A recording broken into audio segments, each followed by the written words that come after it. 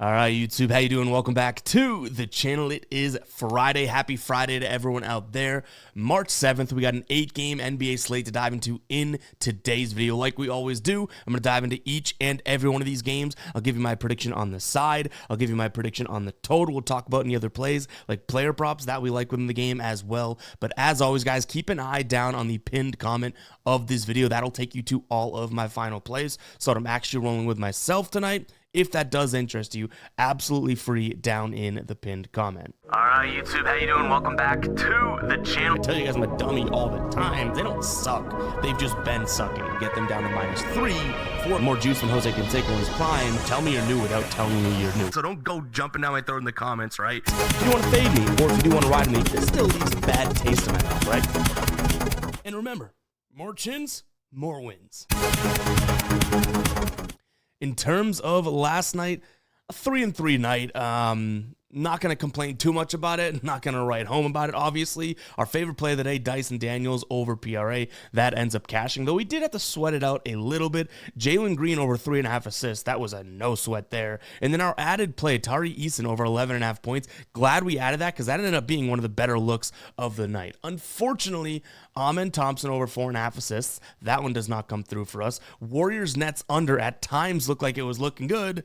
Didn't look all that great. And then the parlay, this is the one that I'm probably salty about, the most. The Celtics -2.5 and the Magic -1.5. This Magic team has burned us a couple different times. So we're going to strongly consider putting them on the DMB graveyard pretty soon because, again, they have just absolutely burned us. I say in the videos, I can't trust them, blah, blah, blah. And we rolled them, and, they're the parlay killer. So a 3-3 night last night. It's all good, though, because the ride of the day comes through from Colin Luka over 3.5 threes. We shall take the cha-ching there. If you guys don't know what the ride of the day is, it's simple. Just use that hashtag ride of the day or ROTD down in the comments. I pick one person's play, give you a shout out in the next video, win or loss. I also shout you out over on my Twitter/X, which should be popping up here. Boom, right there. Also shout you out over on the Guy Boston Sports site. If you do win, and Colin did yesterday, we continue to ride with your plays until the wheels fall off. So looking forward to seeing what Colin throws out there today. Use that hashtag ride of the day down in the comments, guys. You're helping out a ton of people. Even though I'm riding with someone like Colin's on a win streak right now, so we're looking for his comment.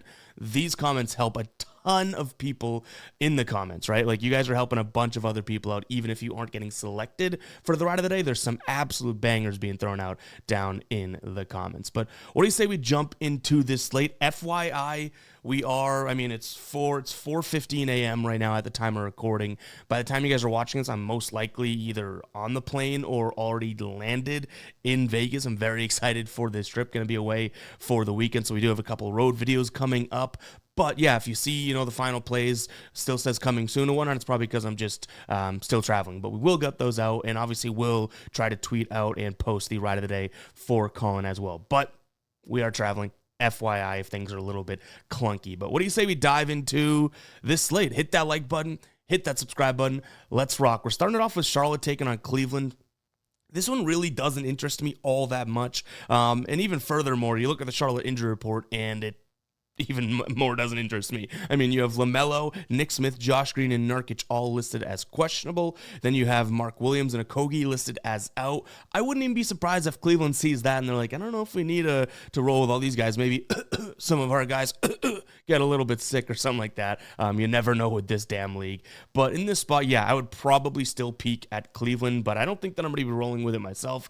17 points is a lot, but I mean, we've seen this Charlotte team try and play without LaMelo.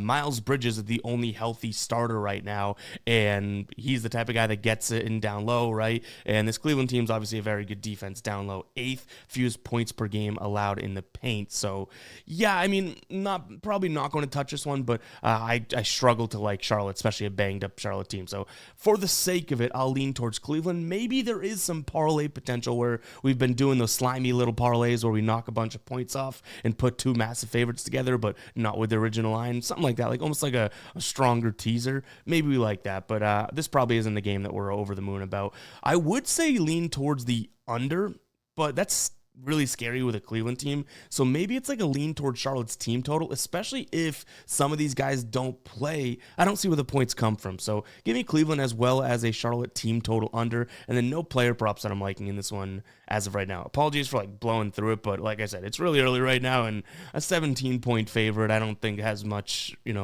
interest, or I don't have much interest in a game like that. So this one kind of interesting. I mean, you have pretty much everybody on either side either out or questionable, which is unfortunate. We'll start with Toronto. Chris Boucher questionable, Agbaji out, RJ Barrett out, Grady Dick out, Brendan Ingram still out, Mogbo Pirtle out.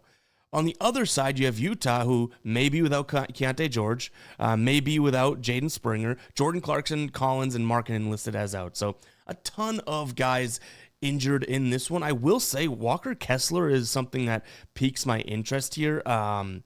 He should. I mean, he's going to be going up against Scotty Barnes and Orlando Robinson. Orlando Robinson does have some size to him, but he's not as much of like a beast, I would say, as Walker Kessler. So I think that could be sort of a pivot point if you do like this game, or you're not sure where to go because of all the injuries. I think that Walker Kessler could have a decent game right now. If we pull up his lines, I don't even have them up in front of me.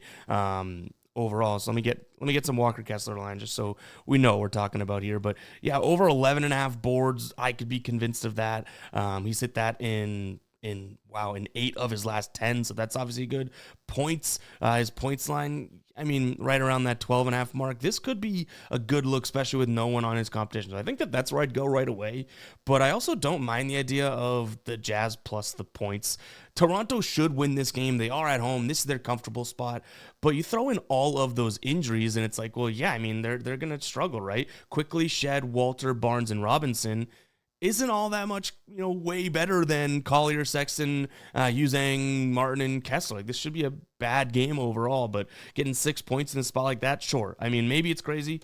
I don't know if it warrants the psycho alert alarm, but give me Utah plus the points here. I also don't mind an over. Now, we have Utah, who's been playing fast, Toronto, who's been playing slow, but Toronto's interior defense does scare me today. Again, that's why we like Kessler. That's also why we're kind of taking a potential peek at Utah, even with the injuries. I just don't trust Utah's defense. It has been okay. I mean, 113 and 102 over the last 2 games to Orlando, but that's also Orlando, right? A slow-paced team. Before that, 125 to Chicago, 111 apiece to Indiana and Boston. Like, there has been some points scored here. So if Utah can get to, I would say 114 here, we should be looking good, because Toronto, again, 6-point favorites, makes a little bit of sense to me. So I'm going to lean towards Utah as well as a slight lean to the over. But I do like Walker Kessler. Just a matter of, is this game like too much of a dumpster fire to even, like, would we be forcing something by looking at Walker Kessler? Because this is kind of a meh game on the slate.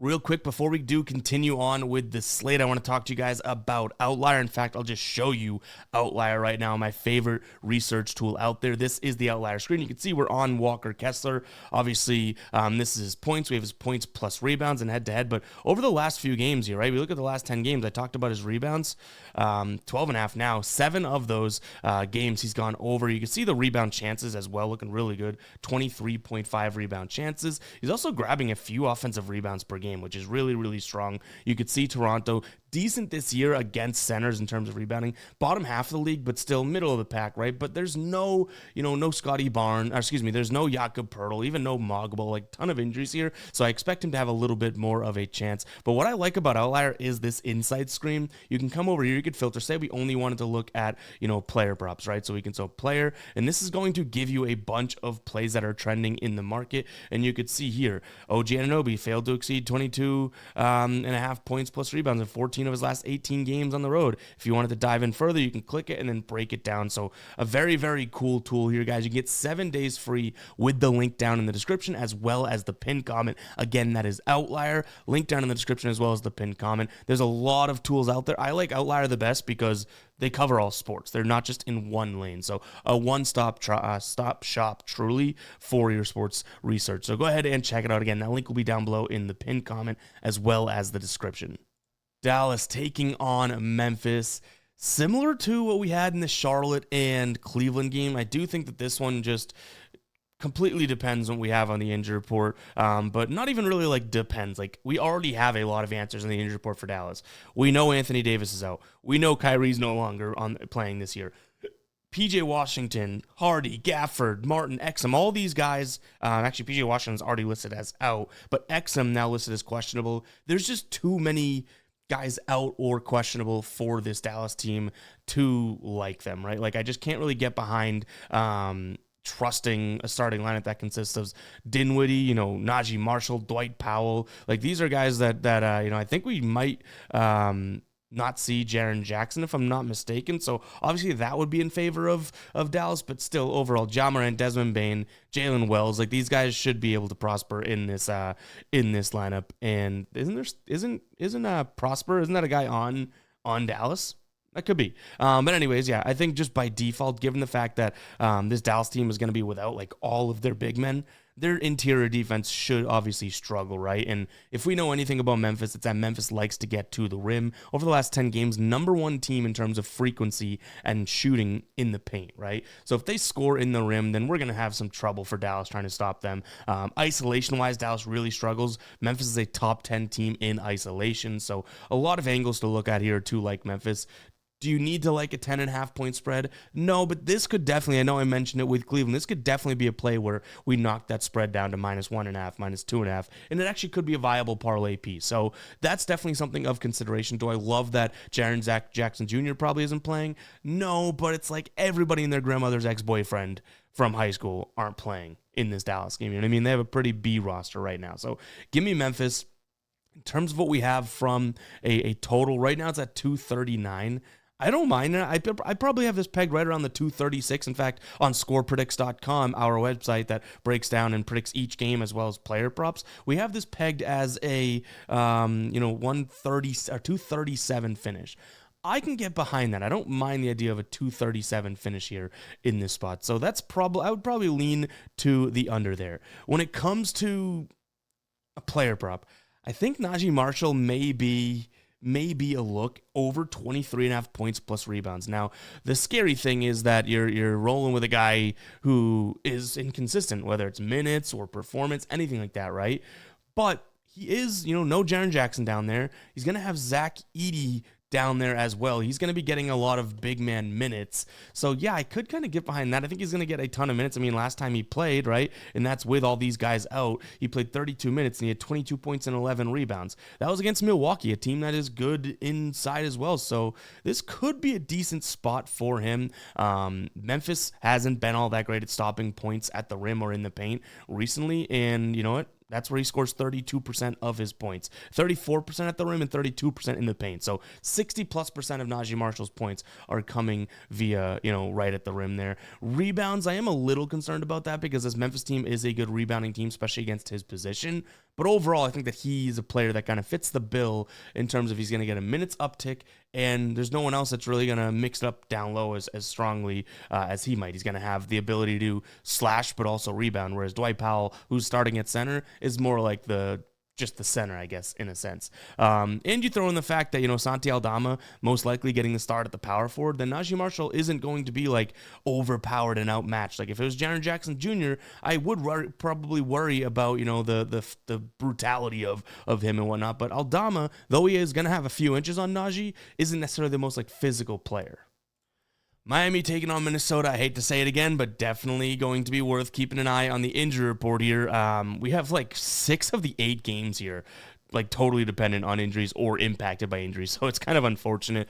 But nonetheless, we do have Miami, Tyler Hero and Andrew Wiggins listed as questionable, Kel'el Ware and Jovic still listed as out, and then Jaime Jaquez and Alec Burks listed as questionable. On the Minnesota side of things, looks like Rudy Gobert is questionable as well. So both of those things, we're going to want to wait out and see what happens. As long as Anthony Edwards plays, and we even may see those injuries on the Miami side, if so, great. But if not, I don't mind Minnesota in this spot. They've won 3 straight games. They've covered in 3 straight games. Now, it has been against Phoenix. It has been against Philadelphia and against Charlotte. So take it with a grain of salt that this team is playing well, I guess. But still, over the last 3 games here, they have a top 5 They are top 5 in terms of offensive efficiency, top 5 in terms of defensive efficiency. They're still not rebounding all that well, but now I'm not all that concerned because if Gobert plays and Kelly Ware doesn't, like obviously there's an edge up there. And they've been back to playing some really good perimeter basketball, which you could make the argument Miami has as well, but Miami's way better against the catch and shoot jumper, and Minnesota loves the pull-up jumper. Obviously, with a guy like Anthony Edwards, you're going to rank pretty strongly there. So I think Minnesota can win this one by 5. Anthony Edwards is not listed as he's good to go, right? You have Dante DiVincenzo out there, Jaden McDaniels, Julius Randle. Those guys are all good to go. So if we even see Tyler Hero or Andrew Wiggins out, we may pull the trigger on something like Minnesota minus the 4.5. The one concern is the strength of competition, right? Like, are they walking into a Heat team that, the Heat have not really been winning that many games, but they haven't been getting like their rocked. Like they've been competing at least. They've covered in 5 straight games. They are 3-2 in their last 5 straight up. So this Heat team, even like they were 13.5 point dogs against Cleveland, right? And they only lost that game by 5, and that was a beaten up Heat team. So I'm giving them a little bit of credit here, but I do think Minnesota, the way that they have been dominating the perimeter, they're back to playing that basketball, should be pretty good. And again, the pull-ups just for me are going to be the issue. In fact, I could just show you here in our dashboard, and then right afterwards I'll show you how to get access to this. We build this dashboard ourselves, and down here you could see 7th, 10, and 3 in terms of frequency, field goal percentage, and score percentage against 25, 22, and 21 defensively for Miami. So it should be a decent spot overall. I will say isolation, pick and roll. Miami's defense does look okay, but no Wiggins, no Khalil Ware, no Jovic, Jaime Jaquez. Like, this could be a depleted Miami team where the defense doesn't necessarily thrive overall. Now, how to get access to this dashboard, you head over to the Guy Boston Sports site, which is where we are right now. This is an example of the final plays. This is yesterday's, right? But in the top right corner, you'll see members. You can head over to NBA dashboard under members, and this will populate. I believe we already have this up and running. Yeah, we're really early today, but you get each and every game broken out in a visual format here. Like I say, I like to print these out and take them with me when I'm traveling. I am traveling today, so I'll most likely print this out, scratch it up. It just kind of passes the time on the plane. But each and every game, like I said, broken out from a visual standpoint. We can zoom in here so you can see it. It just saves you time researching, and right now we're still offering the all sports package. So if you don't have access to this and you go to the NBA dashboard, it's going to say, hey, hold up, you need a membership. Going to the membership levels, you could see these ones that we offer. By the way, we just had a new how-to video release, so yeah, we just recorded this yesterday, kind of breaking down what you're getting. But the all sports dashboard, $4.99 per month. The good thing about this is that this MLB dashboard, the minute this launches, it's going to be $4.99 per month. You get locked in whatever price you select. So the all sports gets you year-round access to all the dashboards if you continue with your subscription. So you get the NBA, NFL, and MLB for $4.99 a month, whereas this thing's going to go up the minute we launch that MLB dashboard, really. So yeah, we're still offering that to you guys to save a little bit of coin there, but go ahead and consider it over on GuyBostonSports.com and in the members section. In terms of where we go from a total perspective, I feel like the pace of this Minnesota team, and not feel like, they have been playing fairly quickly, right? Their last 3 games, 125, 126, 116. So I can see why this total is down at 216. I do believe this is going to finish right around the 220 mark, so not greatly over, but just enough to get there. So I'm going to lean towards the over. Miami, though, if their defense does step up and everything, then yeah, we might be SOL here, you know what, out of luck, because I do think that this Miami team, especially with even those injuries, like, they looked okay against Cleveland, right? Like, that's a really strong offense, and they look good. I mean, they held the Knicks to, that was a couple games ago, the Knicks to 116. So if this defense is clicking, it's going to be hard to come by an over, especially given the fact that they are the slow team. Last 10 games, they're ranked 30th from pace, so that's something to consider. But overall, if Tyler Hero plays, if we get him, I could see, this being a game in which Minnesota's really pushing the pace because of those outside jumpers that we had already mentioned. You know what I mean? So, yeah, I'm going to lean towards the over, but I could see someone sitting there being like, not sure about that one. In terms of player props, nothing as of right now. Again, this is a game in which we're definitely waiting on a bunch of injuries, unfortunately. If we do come up with anything, we will add it to, obviously, the final plays, and then just, we'll give you a little bit of a reasoning and rationale underneath it, because obviously if we didn't talk about it in the video, I want to give my explanation. I think without being too invested here, I would say maybe Rudy Gobert over 9.5 points. That's something that we're looking at. Maybe a Dante DiVincenzo look because of those pull-up jumpers for his threes. I think it's 2.5 right now. So those might be 2 spots we're looking at on the Minnesota side of things. But again, I even mentioned Gobert. We don't even know if Gobert's playing. OKC taking on Portland. You might be looking at that spread being like, what is going on? They have a bunch of guys out, and I'm assuming some of this is due to what's coming up for them. Maybe the next 3 games are Denver, and Boston. So some really good competition. They're going up against Portland here, who has honestly kind of, I feel like, lost their touch in a sense, right? They had been playing really good basketball, then they kind of hit a lull, and then they actually brought that good basketball back to the forefront. Didn't really see it against the Celtics. They lost by 10. That was Wednesday. In this one, it's really tough to know how this OKC team is going to play when you have Chet questionable, but most importantly, Shea out, Hartenstein out, Wallace, Jalen Williams out, Jalen Williams, the good Jalen Williams, Lou Dort out. Like, really, really, like, second stringers here. On the Portland side of things, Denny Advia, Jeremy Grant listed as questionable. Still going to see no Williams, no Ayton, no Thibault, no Banton. So a lot of injuries. I still think that, Aaron Wiggins, Chet Holmgren's questionable. If he plays, it's great, but like Isaiah Joe, Caruso, the bigger Jalen Williams, like, still seems like it could be a better team, but I wonder where the offensive consistency would come from. We know Shea's going to slash, and one way to beat this team would be to take him in isolation. I don't know exactly who's going to be the isolation guy now. Pick and roll is a really strong case to make for OKC, but again, they're not necessarily going to have their main guys, so they're so good. I think that you're getting OKC at -2. I still think that that's fair, and I'm going to lean towards yet another favorite here because I just don't really believe in this Portland squad, and I'm thinking the defense still is decent for OKC. Like, it's just a good team overall, but yeah, if you really want to try and catch them napping or something, I guess you might as well do that while they're absolute beast and Shea and Hartenstein, Dort, Williams, their best players are out. Like, if that's your thought process, sure. But at the same time, it's still OKC, right? Like, I would use the example of the Celtics didn't have Tatum, and it's like Jaylen Brown facilitated well. Derek White, Pritchard both went for 40 plus on Wednesday. It's like, we still can see some guys step up. Like, would it shock me if all of a sudden Isaiah Joe knocks in a bunch of threes, Aaron Wiggins, Holmgren combined for 40 points? No. So it's like they still have guys out there, and it's not like this Portland team's all that phenomenal. So I think I still lean OKC, but I get it if someone wants to take a peek at Portland, trying to catch, the big bad bear napping type of thing, I guess. I don't really see it, but I guess I could see it. In terms of total, this is where I do think we could see an over, though. We have 2 teams that are playing really fast, and OKC, yes, they don't have their scorers, but who am I afraid of on the Portland side of things when it comes to defense? Not much, right? And honestly, if we see OKC continue to shoot a decent amount of threes, that's perfect because Portland's defense on the perimeter has been good. But last 3 games here ranked just 29th. Now, obviously, playing the Celtics within your last 3 is going to impact that. But Cleveland, Philadelphia before that, 129, 119, 118, a lot coming via the 3-point shot. So maybe some of these guys can step up, right? Even though we have some injuries on the OKC side, give me this total going up and over 227. And I feel like I'd be a little crazy to be really diving into a player prop in this one because we don't know exactly how this squad on the OKC side is going to play either offensively or defensively. So that impacts taking anyone on the Portland side of things too, right? Does that make sense? Trying to be a little bit conservative here this morning. All right, guys, if you made it this far into the video, go ahead and comment 22 and let me know any Vegas recs if you guys have anywhere to go, any of your favorite spots, whether it's dinner, going out, bars, books, anything. Let me know down in the comments if you have any Vegas recs. Like I said, I have not been to Vegas before. Being in the sports betting industry, I'm pretty damn excited for it. So let me know down below in the comments and comment 22 if you made it this far.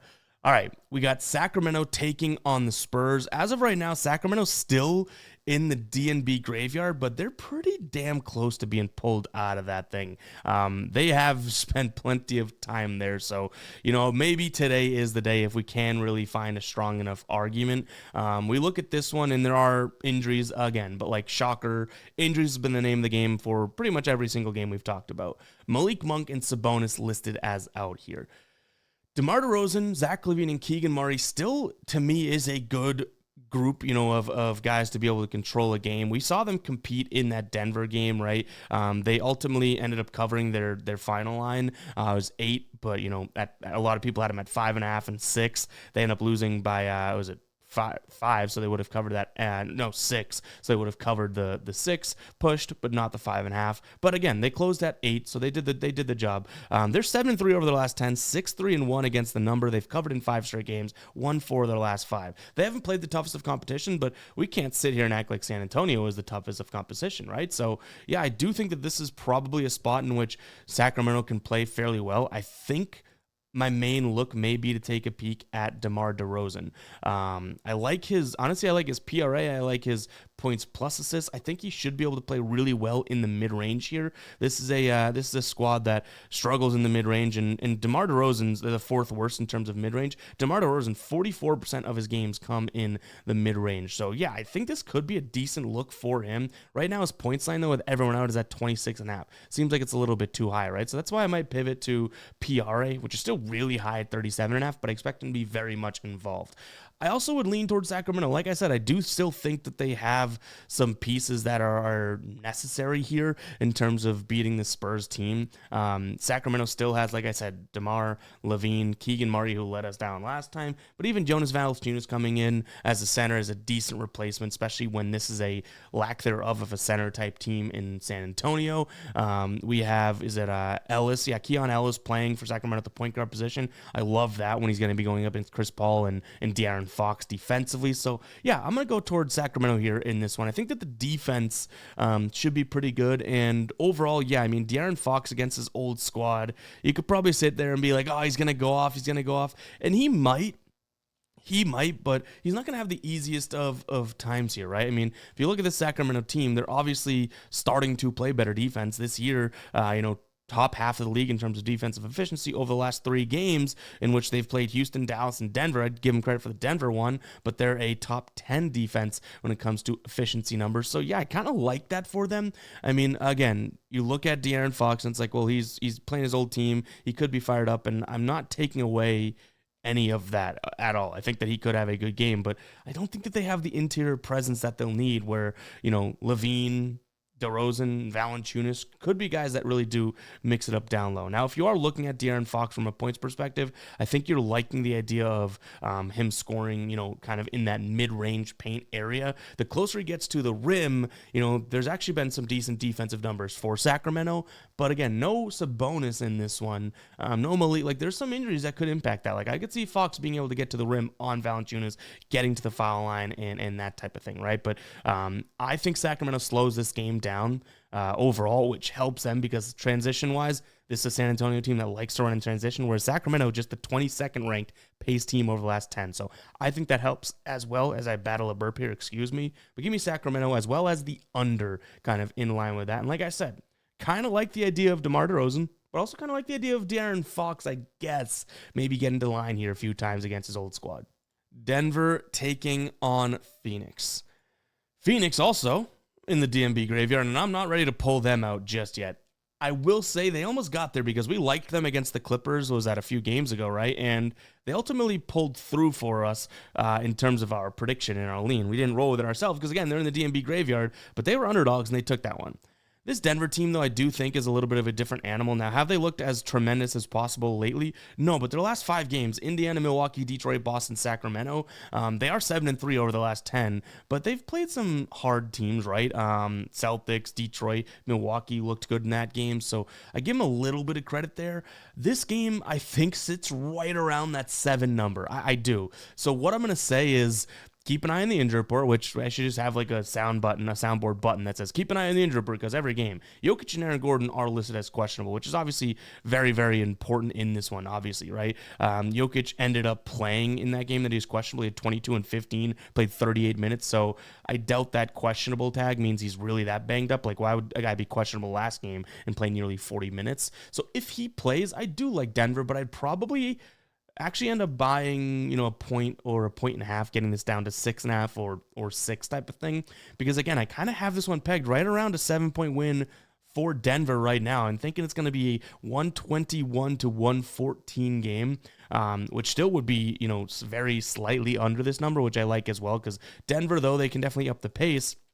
they could slow it down if they want, right? And I'm hoping their defense continues to play fairly well. So give me Denver minus the points. They should be able to score in the paint against this Phoenix team for sure, who over the last 10 games are allowing a above 70% field goal percentage to their opponents. And Denver's perimeter defense has actually been okay in the last few games here, and that's where Phoenix is shooting from a lot as of right now. Denver also locks up the mid-range. That's Phoenix's number one shooting zone. So, yeah, I like Denver in this spot, and I also like an under. I think both teams like to play some isolation or are good at isolation. Both teams defensively good at isolation. Phoenix pick and roll should have no success against this Denver team. They take a bunch of pull-up jumpers. Denver decent at defending the pull-up jumper, so yeah, I think this could be an under game as well as Denver pulling it through. In terms of a player prop here, we don't have anything as of right now. But I did mention the idea of, dominating the mid-range and whatnot. So I could see some unders for something like Devin Booker, who's going to shoot a lot from the mid-range. But again, like you look at this Phoenix team and it's like, well, Booker and Durant are just going to have quantity, right? So it's a little tough to take unders there, but I think the shot zone sort of helps. I would pivot to like a Booker over in assists before I take any points for him. In our last game of the night here, we have the Knicks taking on the other LA team in the Clippers. Now, the Knicks ended up covering that original line of 4.5 yesterday, right? It moved down to 2.5, but now they take on the Clips, who really have not been in the best place. 4-6 in their last 10, 2-8 against the number in their last 10. Norm Powell still out here. Ben Simmons out. They should have Kawhi. On the Knicks side of things, Brunson listed as questionable. And again, they are on a back-to-back, so let's keep an eye on the injury report there. As of right now, I would say this Knicks team, I do think can compete. With no Norm Powell, that is a massive hit to this Clippers offense. That's nearly 20 points right there that you're missing, right? And if we see Brunson, I don't mind getting 7 points with the Knicks. Now, the one kind of concern here would be the Knicks on back-to-backs this year have covered in just 22% of games. They've been a favorite in a decent amount of those, but still 22% of games. And the Clippers with a rest advantage over their opponent, which they have today, 68.8% of games they've covered in. So that ain't jiving for me, right? But I still do think, this should be a spot in which, yes, the Clippers have a very good interior defense, but in the last 10 games, 75% allowed to their opponents at the rim, 50% allowed in the paint. That's where the Knicks like to shoot from, right? Like, they're not shooting a ton of above the break threes. They're scoring in the mid-range as well as the restricted area. So I like them in this spot. One player prop that I think I would go right to would be, and I don't know if we have a line for him yet because of the Brunson injury, but let's check. Let's see if we can find it. It's going to be Malik. Let's see. Yeah, but we don't have a line right now. But Bridges, I do like him because, again, I mentioned kind of in the paint, and when I say in the paint, not at the rim, but in the paint, in the mid-range area. I think that he could fit this one pretty well. So again, we're gonna want to wait out the injuries. Did I say Malik Bridges? Did I say that? Mikal Bridges, who we've taken a ton. So obviously I know his name, but I can barely pronounce my own first name. But yeah, I don't. Maybe I didn't say Malik, but I think I did. Mikal Bridges, correction there. But I think that he could have a decent spot here, especially if Brunson doesn't play. He should have a few more field goal attempts come his way. But yeah, I think if Towns suits up, I think we see a good game from him, or at least a game in which keeps the Knicks in this one. 7 points is a lot to me. I think there's 7.5s out there right now. So yeah, maybe I'm a little bit crazy taking them on a back-to-back. Fire up the psycho alert alarm one more time with that 22% cover rate on back-to-backs. But they're not often 7.5-point dogs, right? Total wise, I think that this is going to be a game that's right around the 220 mark. Maybe like a 225, which is a decent amount of points over that 219.5 total right now. This Clippers defense, say what you want about them, healthy, not healthy, it hasn't been as good as we've seen. And the Knicks, I don't think we can put a feather in their cap for defense lately. The only thing that concerns me would be the pace. Both these teams, bottom 10 pace teams right now in the league. So if they play slow, then sure, it's going to be tough. But again, we're only looking for like 110 apiece to cash the over. So yeah, the pace worries me, but not necessarily where I see these two teams scoring from and how they score. So I'll lean towards the over as well. But guys, with all these injuries, make sure to keep an eye on the pinned comment. I'm going to be traveling, so I'll be doing more additional research on the plane and whatnot, updating the final plays. But yeah, let me know down in the comments what you guys are rolling with that hashtag ride of the day. Keep an eye on the pinned comment for the final plays. Little weird of a slate here, and we're traveling, so I'm not going to force anything today, but hope you guys did enjoy the video. If you did, go ahead, hit that like button, hit that subscribe button. Catch you guys in the next one, right? Peace out.